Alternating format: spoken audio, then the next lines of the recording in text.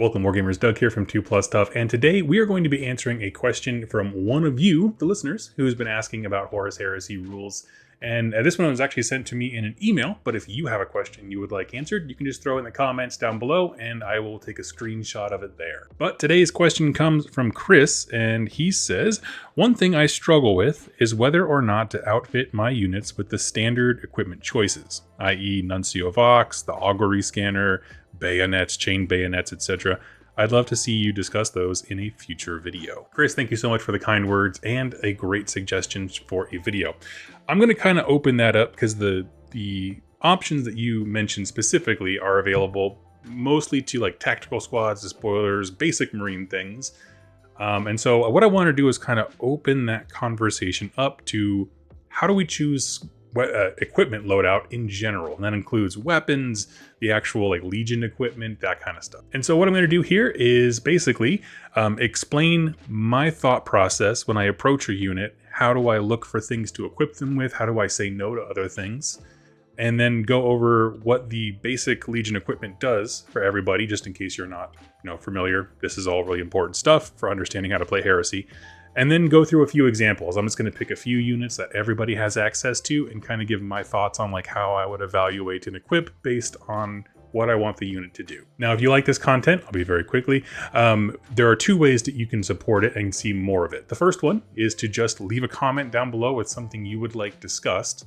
Give me a thumbs up, something like that. Share the video. Those are all completely free ways to encourage me, and I see the metrics and I know people want more. The other way is through supporting me with the affiliate links. In my description, I have a bunch of ways to save you money, and those are all small businesses that are a part of our community. And I know things are tight right now, but if you're gonna put your money somewhere, support someone in the hobby. Element Games, Noble Knight Games, Miniature Market, all of these are small businesses that are fantastic to work with.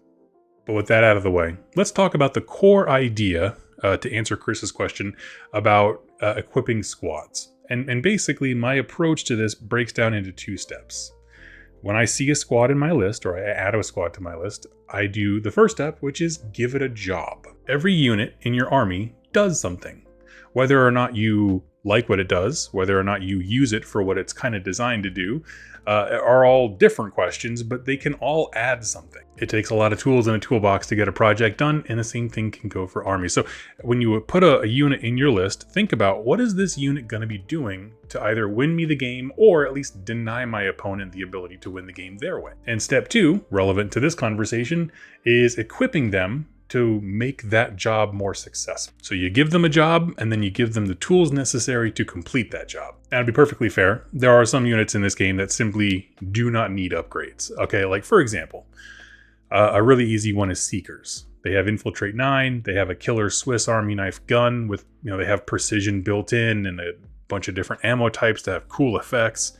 If the job that you give a unit of Seekers is to snipe out heroes and, disrupt the enemy with status effects, they come pre-baked with everything they need to do that job. Sure, you can kit out the sergeant, you can give them a Vox if you're worried about them taking statuses, but at the end of the day, they come with all the tools necessary to do that job really well. And then conversely are units that you can take them bog standard, but boy, are they screaming for an upgrade. And my favorite example here is Recon Marines. Yes, they are basic Marines that have Infiltrate. But they're also one of the few units that can take Nemesis bolt rifles, the sniper rifle. And I have never added a unit of Recon Marines without upgrading them for having the Nemesis rifles because I love it. But knowing that there are two extremes of units that don't need stuff to units that are dying for an upgrade, like I said, we return to the kind of standby of just pick a job for the unit. And there are no shortage of different kinds of jobs for units in this game. A few examples that I wrote down here, things like claiming objectives, dealing with enemy tanks or armor in some capacity, clearing enemies off an objective, mostly infantry, because you want to make sure you peel line units off of your opponent's objectives. Another one would be like a meat shield, something that's there specifically to absorb a charge. They're all just various things that your models can do on the table for you. And as for step two, when I talk about equipping a unit for that job, it's things like how do we resist status effects if we're worried about getting them? How do we know we have the right weapon if the mission is to go kill tanks, right? How do we decide what weapons to load them out with? And so to answer Chris's question specifically regarding basic Legion equipment, what I'm going to do is just go through the stuff that almost everybody has access to and kind of give my thoughts on them, what you would use them for. And so we'll start with what I think is the most important, which is the Nuncio-vox.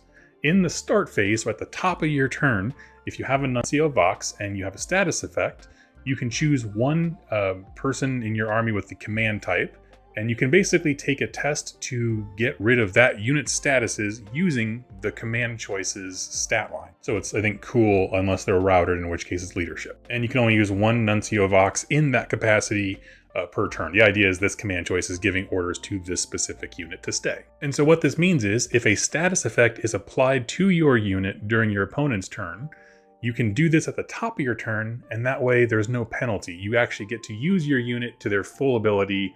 They can claim objectives, they can fight at their normal initiative, all that kind of stuff, whatever the effect is. You basically get to turn that off at the start of your turn so that you have your unit again. Now, I think the Nuncio-vox is important because statuses in general seem to be very important this edition. Not only can a status effect blunt an enemy offensive, meaning making things shoot at snapshots, fight at initiative 1, but also if a unit has a status, they cannot claim an objective. Now, it's important to remember, not every unit of Marines has access to a Nuncio-vox. I made this same mistake in an Alpha Legion list building video I did recently. I put voxes on units that didn't have them, which it's just easy to forget. But if the unit you're considering has access to one, there's a few things to think about. I mean, one is, do they need it, right? Like, is this a unit that is mission critical? Do you need them to be without statuses to do the job that they want to do? And then there are a few other ideas like, can I attach a leader? If I have an extra command choice with no unit to put them in, can I put the hero here so when they get the status effect, they're at least testing on better stat lines, that kind of thing. For me, I tend to automatically add them to tactical squads. And the reason I do that is because there's so many weapons in this game that can project status effects out for a long distance. Even if it's just super killing, 6 out of 10 Marines and you cause a panic check or something like that. There's just a lot of things that can. So for units that I need to be in the game on an objective and scoring, I will put it on. And the next up is the Augury scanner. This allows the unit to ignore shrouded damage mitigation saves. So what this is if you go to shoot at something, some characters, vehicles will have a shrouded save, which is sort of like an alternative cover save type deal, or not cover save, but it's an alternate save. That essentially represents fading into the mists, the shadows, being dodgy, that kind of thing. And this one's really simple. So the Augury scanner is really great if you have a unit that you want to be offensive. And you want to ensure that whatever you are shooting at has as few saves and or opportunities to mitigate damage as possible. And I'll give you a few examples here. So like on attack squad, tactical Marines, I generally do not take an Augury scanner because they neither have the guns or the footprint to really do anything. If something comes at me with shrouded, 10 tactical Marines is not going to kill it, right? I mean, Imperial Fist Bolters are a little better, maybe, but like in terms of just a general thing, I'm going to pass on it because they're not an offensive unit. But if you look at Recon Marines with sniper rifles, it could be interesting. If you look at, what was the other example I had here? Heavy supports can take these, which is really important. So if a lot of tanks and vehicles in this edition, can pop smokescreen and give themselves a 5-up shrouded save. Not anymore. So if you have a 10-man last, cannon squad section and they all open fire, you're again taking one of the defensive tools that unit has off of the table. So even more so than the Vox, this is going to depend heavily on what the unit's role is. But if the role is offensive and they can shoot that whatever they're shooting, project threat far enough, you think there's a chance there's going to be something to mitigate saves with shrouded? Go ahead. Then there is the Vexilla. Now the Vexilla is very interesting. Essentially, +1 to your combat resolution score for every unit with a Vexilla in the combat. Now combat resolution is after you and your opponent trade a bunch of blows, you count up how much damage, who did more, and there's kind of a modifier you test to see who kind of won the combat and who kind of lost this particular interaction. This is giving your side +1 to that score. It is the equivalent of killing an extra guy or doing an extra wound on a hero, whatever it is. Now, as a player, I personally tend to go very lean on upgrades. Like I just don't want to get bogged down in all the little micro rules. So I reserve the Vexilla for units that I know are going to be in melee and I want them to be in melee. Because to me, it's really about reinforcing success. Like on some TAC Marines who just want to sit in the back and camp on an objective, pass. If anything touches them, it's going to kill them so hard that +1 to the combat resolution is not going to help me. But on, say, an elite choice that can go out and pick a fight with something and I know I'm going to be in combat, I know that I have a command choice, but maybe he's not as killy as others, I would definitely consider it. This is probably the one I'm the weakest on because I don't always see the value in +1. So I find most of my combats are not that razor thin in margin. Usually there's 3 or 4, in which case it wouldn't really help me. And the last thing in your question here was bayonets and chain bayonets. Now they got a big overhaul in this edition. It's quite crazy. So should you take them? I'm going to say, as a general statement, if you're playing against a lot of Marines locally and that's who your normal opponent is, pass. Build the models because they look sick, but just tell your opponent there's no bayonets or chain bayonets upgraded on them. And the reason is, I make that distinction. If you are playing a lot of Mechanicum and Solar Auxilia, then there's a lot of cool things here. But the real reason is, if you look at what bayonets do for you, it's a basic attack at AP5. It does not do anything particularly special for you. It's technically, I think, better than just punching them with your fist, but not by a lot. The AP5 is just not going to matter. It's not going to matter on any Marines. That's why I say Auxilia or Mechanicum, it can definitely be important. So as an upgrade, the basic bayonet, if you're playing mostly Marines, will literally never come up. Now, as for the chain bayonets, the chain bayonet is essentially a bayonet, so AP5, but it comes with Shred 6 up, which means that on a wound roll of a 6 with this weapon, it'll do an extra damage point. So it's damage 2 instead of damage 1. Now this one's a little better because more wounds is great, but also damage does not spill over into the unit like it does in, say, Age of Sigmar. And so it really just depends on what they're going to be going against. If it's wound 2 things or something with a hero, that is more interesting for sure, but it's also very unreliable. Consider the fact that most Marine units are 1 wound, unless they're like an elite choice, in which case they'll probably don't care about your chain bayonet, to be perfectly honest with you. If you're getting chagged by an elite choice, it's because they have weapons to kill Marines. But as I said, if you're playing Auxilia and Mechanicum, they have a lot of different stat variety when it comes to the number of wounds and the toughness and that kind of stuff. So I could see Shred 6 being an asset over there. I mean, I still would never rely on it, but it's an interesting thing. I think it'll have more impact. I think in general, in this edition, with the way things are right now, it's better to just stick with the basic bolter. If you have a chainswords are great. If you're looking to fight Marines, don't bother with the bayonet or chain bayonet. Grab yourself some Marine killing weapons. And that means things with like AP3 or Deflagrate, where you're just throwing as many wounds at them as possible. Because even if I think of, like a basic tactical squad and I equip them with this just in case they're charged, again, my brain goes to, you're going to charge me with something gross, right? Something that can probably kill tactical Marines, and nothing in that situation will be aided by a chain bayonet. So against Custodes or Space Marines, pass. Now here at the end, I wanted to throw a few examples out there of like, in my Alpha Legion video, people seem to appreciate how I just kind of talked out loud and went through my thoughts on things, what I'm kind of going through, the questions I ask. So I'm going to throw a few different units up here that are all different kinds, identify what job I want them to do, and walk through how I would equip them to be able to achieve that job. Also keep in mind that this is going to heavily vary Legion to Legion. So for example, bolters in the hands of Iron Fists are great. Sons of Horus want assault weapons. So like they're going to lean you in different directions, but in general, you'll get the idea. And we'll kick it off with basic tactical Marines, because this is essentially what Chris was asking about. The most valuable thing about a squad of tactical Marines from a rules perspective is line 2. Their job that I'm going to give them is just to go sit on an objective and hold it. And they have 10 to 20 Marines to do so. But again, because line 2 is native to them, they don't need, in all caps, an upgrade to do that job. However, we can use upgrades to make sure that they can do it really well. For example, statuses prevent units from scoring, and so in my opinion, a Vox is a great way to ensure that they aren't going to be turned off from scoring easily at range. Now, I don't want them fighting. They don't have particularly standout guns, so I'm going to pass on an Augury scanner. It's not of immense use to them. And God, I hope I do not need a Vexilla. I don't want them in combat, especially with something that is going to be chewing them up. And so for that, I keep my tactical squads pretty darn cheap. For 110 points, I get a unit that can camp on objectives and hopefully survive. And at this point, if you have extra stuff in your list or space in your list, kit out the Sergeant for style points. But this is kind of 110 is where I start in this edition with Attack Marine Squad. Next is the Heavy Support Squad, and I actually love these guys. In this particular example, the job I want to give this unit is to target vehicles.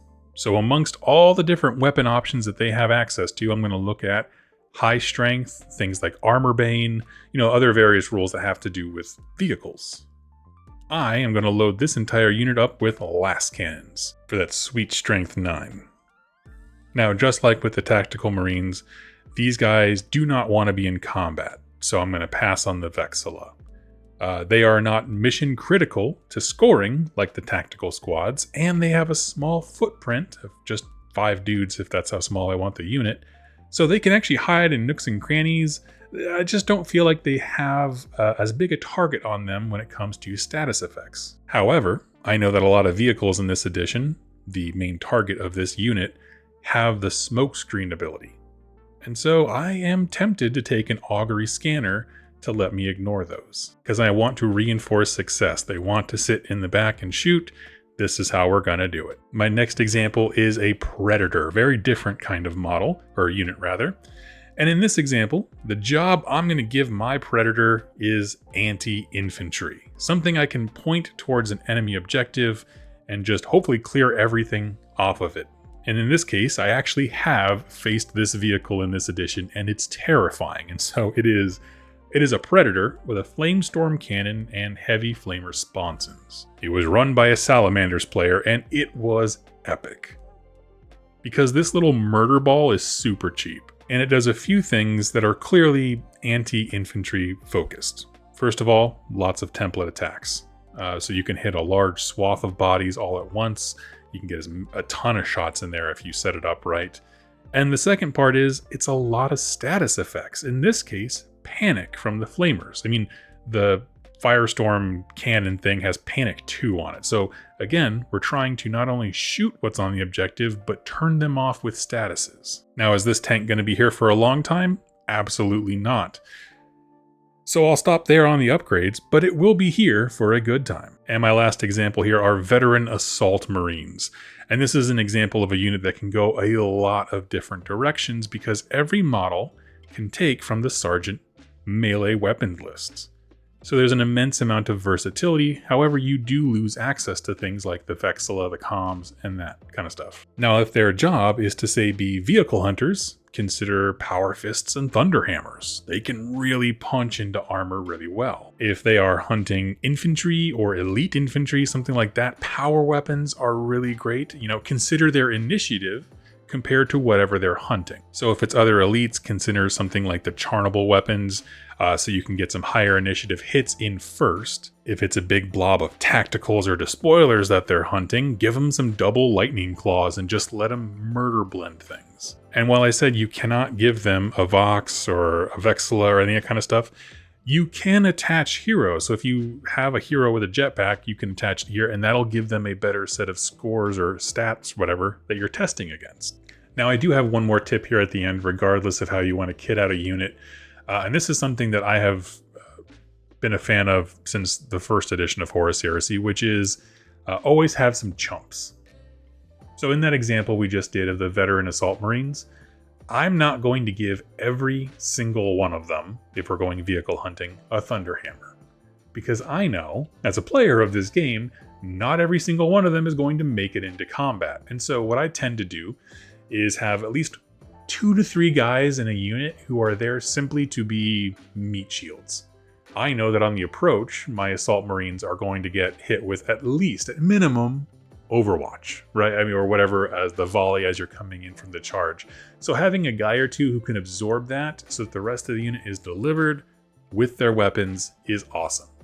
Typically in a unit of 10, I will upgrade 7 to the 9s, as it were, and then have either 2 or 3 guys who are there just to hang out and be the first to die. Conversely, in the last edition where you could kind of mix all different kind of armor types, a lot of things would be, a similar idea would be having the sergeant in artificer armor so that he can keep rolling to take the damage for the unit kind of a thing. It's the same idea, but we don't have that anymore. So now I'm just going to stuff bodies. Anyway, friends, I hope that helps you. Chris, specifically, I hope that gave you a little insight into how to kit out your squads. Just think about the job you want them to do. What things will help you accomplish that? If you have questions or something you'd like discussed, please leave in the comments down below and I will catch it next time. Thank you so much for hanging out with me today, and I'll catch you. Happy wargaming.